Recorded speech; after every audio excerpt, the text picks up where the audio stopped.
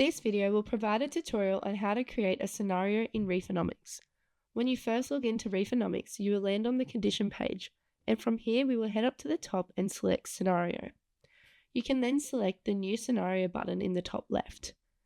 This will take us into the Scenario Setup page.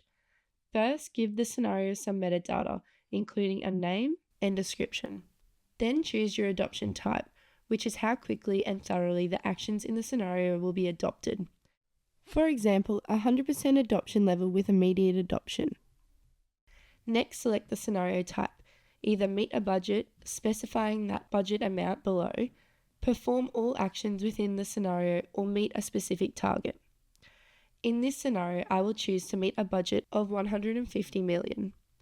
You can also add any relevant resources or attachments here. Once you are happy with your scenario setup, you can move on to the Locations tab. The Locations tab is where we can select the locations we would like to apply our actions to. You can use the interactive condition map to select locations, which indicates the condition of the selected indicators, with red indicating the worst condition and blue the best. You may choose to select specific indicators to assess on the map to decide your locations. For this, we will select stream bank erosion and gully erosion. You can bulk select the locations on or off. Alternatively, use the toggle switches to select catchments or individual sub-catchments using the list on the right-hand side. Once you have selected all the locations you'd like the scenario to apply the actions to, we can head up and click the next tab, Positive Actions. The next part about setting up a scenario is selecting the actions you'd like to perform. The Positive Actions tab is where you select the positive actions you'd like to deploy in your scenario. To do this, select the positive action library you'd like to select actions from in the scenario. From the action library, you can select all, none, or some of the actions. To select actions, you can either toggle them on or off using the switches to the right of each action. Bulk toggle them by using the switch at the top of the list of actions, or use the filters on the left-hand side of the screen. For more information on filtering actions, refer to the How to Filter Actions tutorial. To check action details, click on the action to open the Action Details drop-down. Now you can observe some characteristics of an action, including its action type, as well as the start land type it applies to, and the target indicators.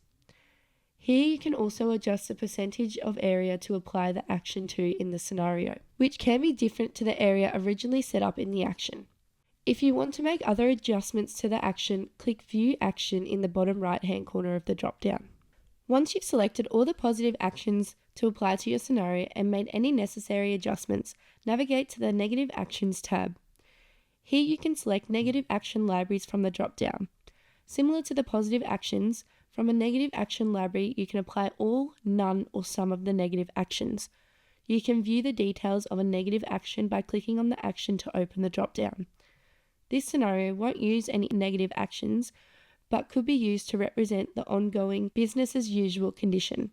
For example, continued vegetation clearing at a current rate.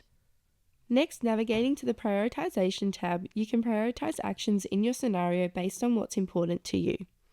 This is covered in more detail in the Prioritizing Actions tutorial. Once you are happy with the actions in your scenario and how they are prioritized, press the Run This Scenario button in the top right of your screen. Now you can explore the results of your scenario via the Explore page. And that's how you create scenarios in Reefonomics.